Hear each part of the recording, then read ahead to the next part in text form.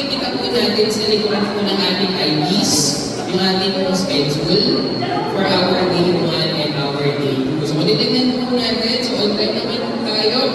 Anong oras po tayo matatapos ng day 1 hanggang 4:30 po tayo for day 1.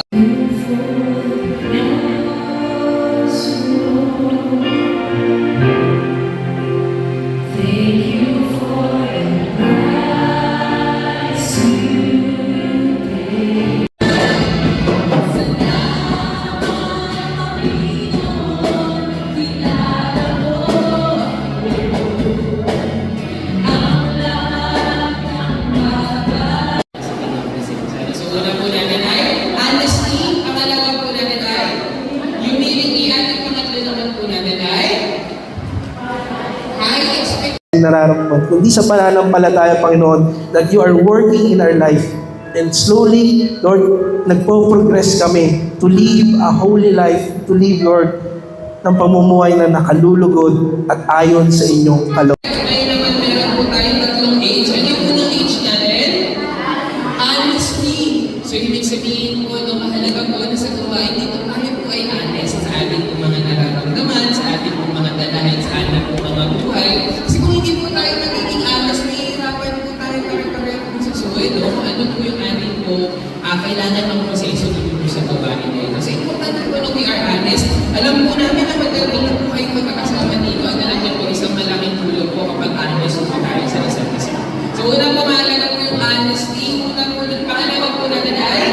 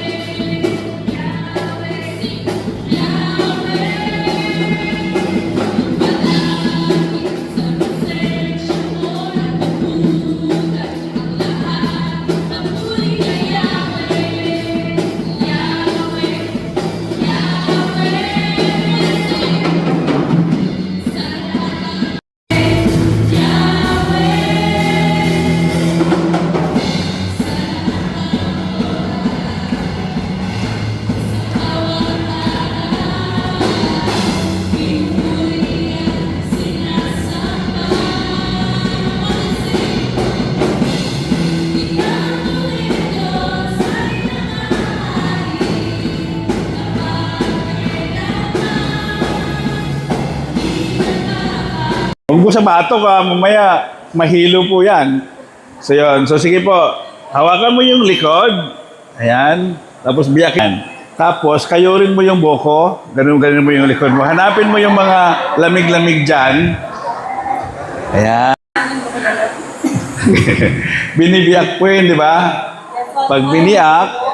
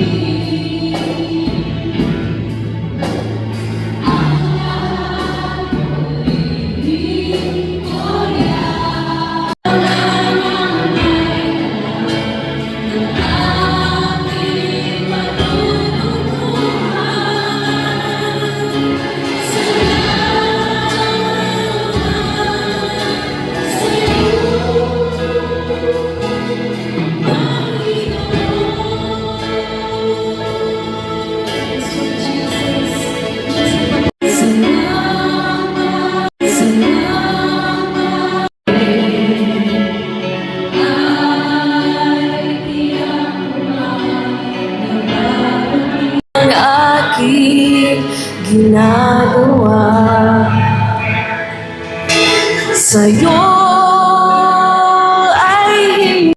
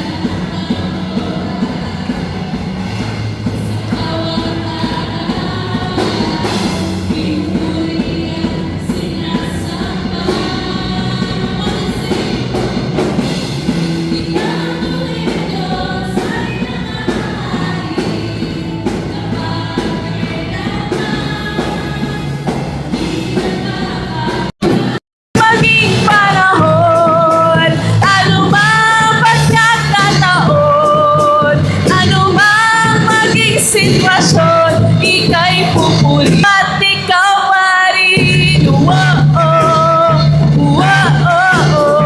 Salamat sa pagkakataon na matuto kami, marinig namin yung salita, ma-encounter namin kayo, Panginoon, upang ang buhay namin ay mabago at magamit ninyo. We pray, Lord God, that you be with us, Panginoon, sa mga oras na to, ang atake ng kaaway sa pamamagitan ng pagkawala ng atensyon, focus at antok. Sa pangalan ni Jesus, ito po'y aming winawasak at hayaan nyo na kayo mungusap sa bawat isa, maihanda ang aming mga puso't isipan, maunawaan namin ang inyong salita at bigyan nyo kami ng kapangyarihang mai-apply ito sa aming mga buhay. Salamat, Panginoon. Wala ho kaming ibang itinataas kundi kayo lamang, O Diyos. Ito pong aming dalangin sa pangalan ni Jesus. Amen. Sa amin po, pag ako po ay mag-preach, lagi ko po nang sinasabi, God is good, tapos sasagot ang members ng all the time, tapos sasabihin ko all the time, sasagot naman God. Okay po ba yun? God is good? All the time? Amen. Sige po, ang topic po natin ngayon ay patungkol doon sa pagre-rebelde. Kung nakinig ho kayo kanina sa instruction ng ating pinaka-leader or MC, 3H po yung ating pinag-uusapan upang makinabang ho tayo sa EGR na to. Sapagkat ito'y plano ng Panginoon at gusto ng Lord na maging may effect ito sa atin, may impact ito sa atin. At ang isang H na napakahalaga sa pag-uusap natin ito ay yung tinatawag na humility. Pag pinag-usapan ho natin yung pagre-rebelde, ito po ay may kinalaman sa problema ng humility. Kasi kapag hindi ka humble, ikaw ay prideful. At gusto ng Panginoon na maunawaan natin na kailangan matransfer tayo doon sa... Nasa darkness ka. Naalala niyo po yung darkness to light ni Brother Jonas kanina? Kung titingin sa manual, nasa darkness ka. So ngayon, dahil malayo ka sa Diyos, nasa darkness ka, nasa bondage ka. Tinuro ni Pastor Melvin. Alipin ka ngayon ng kasalanan. So ngayon, dahil malayo ka sa Diyos, namumuhay ka sa impurity. Tinuro po ng mga leaders po natin, yung divided seminar. Namumuhay ka sa maruming pamumuhay. Tapos, dahil malayo ka sa Diyos, ikaw ay broken. Tinuro po ni Brother Jim, broken ka, lagi kang mabigat yung pakiramdam mo, hindi lang sa physical, but mental, emotional. Tapos yung last topic before po ng cross, ikaw ay nagre-rebelde. Ang meaning po ng salitang sin is rebellion. Pagre-rebelde, ang tao, simula na sila'y nagkasala, ibig sabihin, laban sila sa Diyos. Kaya ano sinabi po ni Kristo, binasa natin, pinawalang bisa ang lahat ng naisulat na alintuntunin laban sa Kanya. Kalaban na ng tao ang Diyos dahil sa kasalanan. Kaya po, kahit anong pilit ng tao na lumapit sa Diyos, kung wala ang cross, wala pong mangyayari. Kaya kailangan po ng dugo ni Kristo. Ang topic po talaga natin dito, dugo. The blood of Jesus Christ. Kasi po, pag wala pong blood ng Diyos sa buhay po natin, never po magiging maganda ang buhay natin.